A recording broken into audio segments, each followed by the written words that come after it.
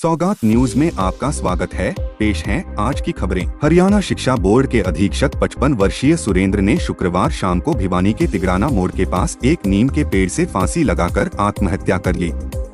सुरेंद्र, जो कलानौर के निवासी थे, गुरुवार से लापता थे और उनका शव शुक्रवार शाम को पशुचारकों द्वारा पेड़ से लटका हुआ पाया गया। पुलिस को मृतक के पास से 2 पेज का सुसाइड नोट मिला, जिसमें उन्होंने कुछ लोगों को अपनी मौत का जिम्मेदार ठहराया।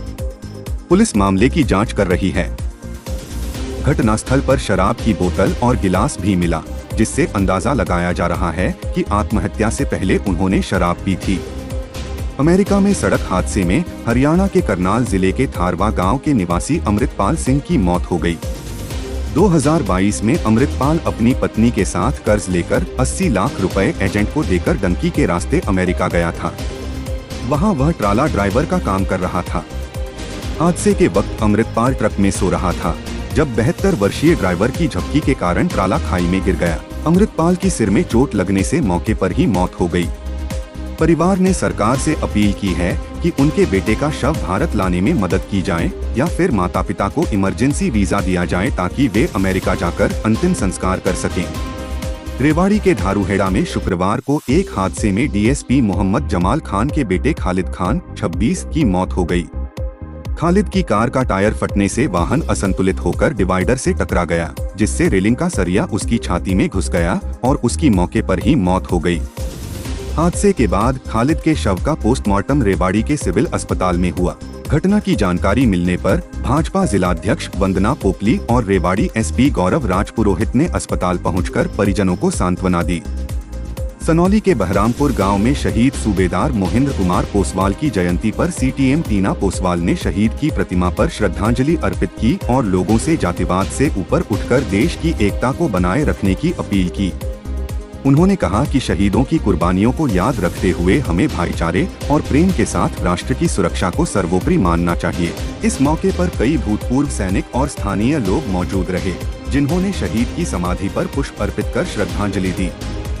हरियाणा के सिरसा जिले के डबवाली क्षेत्र में पुलिस ने विशेष अभियान के तहत 2 आरोपियों को गिरफ्तार किया है। इनकी पहचान मोहित और चंद्र सिंह के रूप में हुई है। आरोप है कि उन्होंने 30 मई 2023 को अजय नामक व्यक्ति का रास्ता रोककर तेजधार हथियार से हमला किया और जान से मारने की धमकी दी थी। पुलिस ने वारदात में प्रयोग किए गए कापा को भी बरामद कर लिया है। दोनों आरोपियों को अदालत में पेश किया जाएगा। बहादुरगढ़ के मोहित देशवाल को कोलकाता में आयोजित golden jubilee national senior power lifting championship में 790 किलोग्राम वजन उठाकर ब्रॉन्ज मेडल मिला। मोहित ने स्क्वाट में 325 किलो और बेंच प्रेस में 195 किलो वजन उठाया। दुल्हेड़ा में उनका जोरदार स्वागत किया गया, जहां समाज सेवी दीपक देशवाल ने उन्हें फूलमाला और नगद पुरस्कार से सम्मानित किया। मोहित ने कहा कि उनका अगला लक्ष्य एशियन चैंपियनशिप में गोल्ड मेडल लाना है।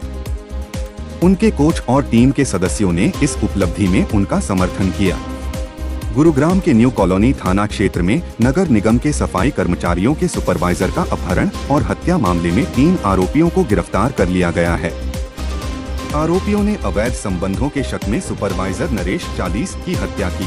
नरेश, जो झज्जर के छारा गांव का निवासी था और गुरुग्राम में रह रहा था, वो बुधवार शाम मदनपुरी रोड स्थित पब्लिक हेल्थ सेंटर से अगवा किया गया और उसके बाद पीट कर उसकी हत्या कर दी गई। पुलिस ने शुक्रवार को बसई से आरोपियों को पकड़ा। प्रवर्तन निदेशालय ईडी ने हरियाणा के गुरुग्राम में सनस्टार ओवरसीज लिमिटेड और अन्य कंपनियों की 294.19 करोड़ रुपए की संपत्तियां जब्त की हैं। मनी लॉन्ड्रिंग रोकथाम अधिनियम PMLA 2002 के तहत की गई इस कार्रवाई में भूमि, इमारतें, फ्लैट्स और फिक्स्ड डिपॉजिट रसीदें शामिल हैं। ईडी का दावा है कि ये संपत्तियां अवैध गतिविधियों और धोखाधड़ी से अर्जित की गई थी। जांच जारी है और अन्य संपत्तियों की भी जब्ती हो सकती है।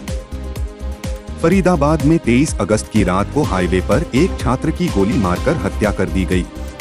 आरोपियों ने छात्र की कार को गोतस्कर समझकर 18 किलोमीटर तक उसका पीछा किया और गोलियां चलाईं।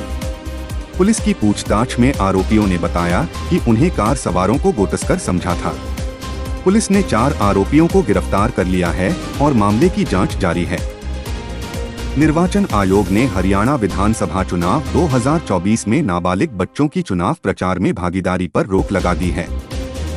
आयोग ने सभी राजनीतिक दलों और उम्मीदवारों को बाल श्रम अधिनियम 1986 का पालन करने का निर्देश दिया है। किसी भी रूप में बच्चों को चुनाव प्रचार में शामिल करने पर सख्त कार्रवाई की जाएगी। चुनावी गतिविधियों में बच्चों के उपयोग के खिलाफ यह निर्देश जारी किए गए हैं, जिसमें पोस्टर, पंपलेट, नारेबाजी, रैलियां और बैठकें शामिल हैं। जिला निर्वाचन अधिकारी राहुल नरवाल ने कहा कि आयोग ने बच्चों की भागीदारी पर शून्य सहनशीलता का संदेश दिया है। यमुनानगर में कृषि योग्य यूरिया की तस्करी का भंडाफोड़ हुआ है। सिंह फर्टिलाइजर कंपनी के गोदाम से 876 बैग यूरिया, 1100 खाली तकनीकी ग्रेड यूरिया बैग और 500 खाली स्पेशल श्याम नमक के बैग बरामद हुए हैं। जांच में पता चला कि नमक के बैगों में यूरिया भरकर प्लाईवुड फैक्ट्रियों को सप्लाई की जा रही थी। कृषि विभाग के एसडीओ अजय कुमार की शिकायत पर सिंह फर्टिलाइजर के संचालक के खिलाफ सदर यमुनानगर थाने में केस दर्ज किया गया है। आज के समाचार में बस इतना ही। देखते रहें सौगात न्यूज।